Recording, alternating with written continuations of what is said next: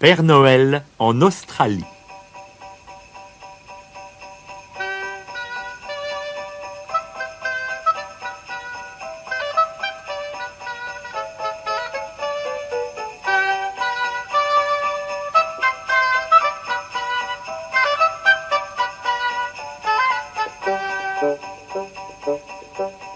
C'était la veille de Noël. Comme tous les ans, le Père Noël préparait les cadeaux avec l'aide de son ami, le renne Marcel. Mais cette année, le Père Noël avait inventé une machine à emballer les paquets. Il en était enchanté. Tout était prêt, sans l'affolement de l'an passé. Le traîneau était déjà chargé.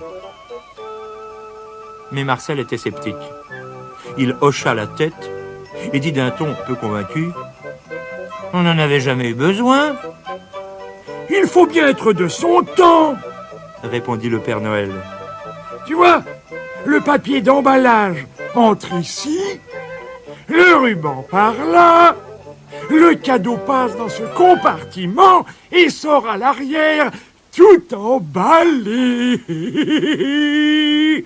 Ouais, très ingénieux, dit Marcel, qui n'était pas du tout convaincu. Bon, je vais me préparer. Le Père Noël s'habilla et monta sur le buffet pour se voir tout entier dans la glace. De là-haut, il aperçut quelque chose qui brillait au fond de la machine à emballer. Intrigué, il se pencha.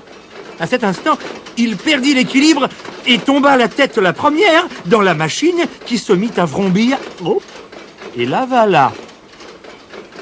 Un gros paquet impeccable sortit de l'autre côté. « Père Noël, il est l'heure !» appela Marcel. « Eh bien, où est-il passé ?» Les rennes le cherchèrent partout, dans la maison, à l'écurie, dans le jardin. Ils regardèrent même derrière l'étoile polaire et sous la calotte glaciaire. Pas de Père Noël. Marcel prit ses responsabilités. « Cas d'urgence, les gars !» dit-il aux autres rennes. « Il est déjà 10 heures et le monde attend Noël.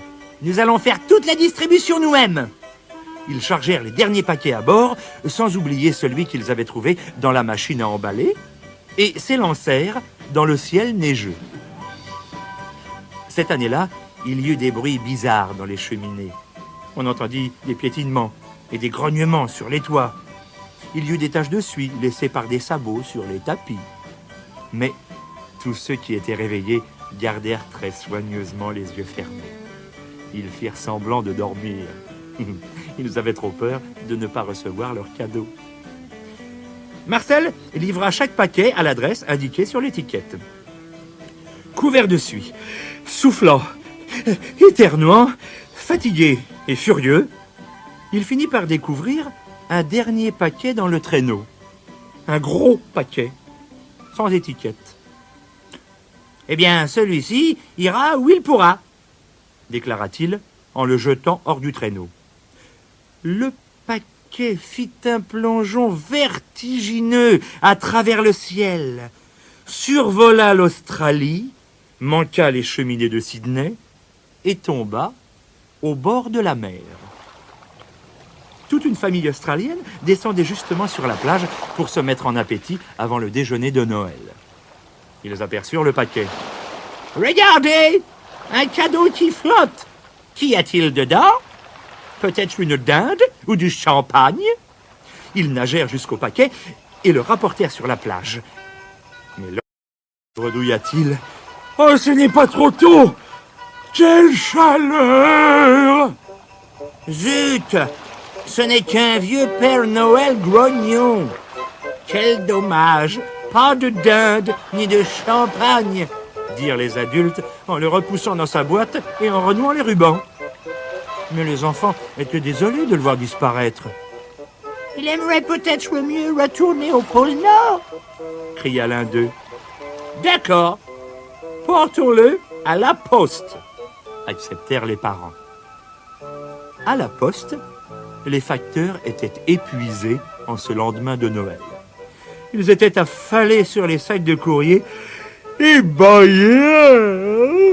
en se frottant les yeux. Mais il regrettait que Noël soit déjà fini. « Regardez !» dit soudain le postier-chef. « Encore un paquet sans adresse. Ouvrons-le. Nous verrons bien s'il y a une indication à l'intérieur. » Ils l'ouvrirent donc, et le Père Noël surgit du paquet en disant à toute vitesse « Oh, au secours! C'est moi, par pitié, ne me remettez pas encore là-dedans !» Le postier-chef fut si étonné qu'il en tomba à la renverse dans un sac de courrier ouvert et faillit être expédié en Nouvelle-Zélande. Dans un coin de la poste étaient rassemblés tout ce qui était tombé par hasard de paquets abîmés ou perdus. Il y avait un pot de caviar, un gâteau aplati, un sac de saucisses crevées. Ils n'étaient plus très beaux à voir, mais ils avaient l'air très bons. « Puisque nous avons un Père Noël avec nous, déclara le postier-chef, nous devons célébrer Noël avec lui. Tous à la plage! La poste est fermée! » Et tous les facteurs coururent à la plage en emportant le pique-nique dans leur sac postal. Soudain, le Père Noël retrouva dans sa poche l'objet brillant qu'il avait aperçu dans la machine à emballer. C'était un harmonica. Le postier-chef était justement un grand joueur d'harmonica. Il en joua donc, et les facteurs dansèrent sur le sable, ainsi que le Père Noël, et tout le monde pensa que c'était la plus belle fête de Noël qu'on ait jamais vue. Mais le Père Noël, après avoir bien dansé, devint songeur. « Ah, tout cela est bien beau !» pensa-t-il. « Mais quel dommage que mes reines ne soient pas avec moi !» « Qu'est-ce qui ne va pas, mon vieux ?» s'inquiéta poliment le postier-chef. « Oh, je m'amuse comme un fou !»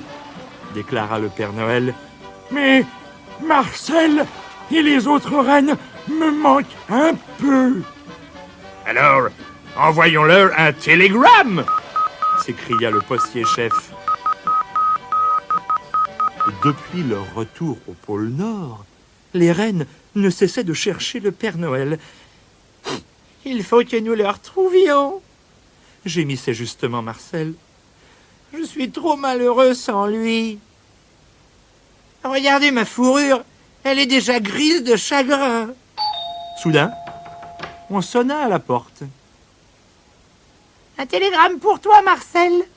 dit un petit renne avec une casquette à visière. « Reste ici, facteur !» dit Marcel avec grandeur. « Et vous tous, écoutez, nous avons reçu un télégramme. » Marcel décacheta l'enveloppe et lut. « Vous attend en Australie.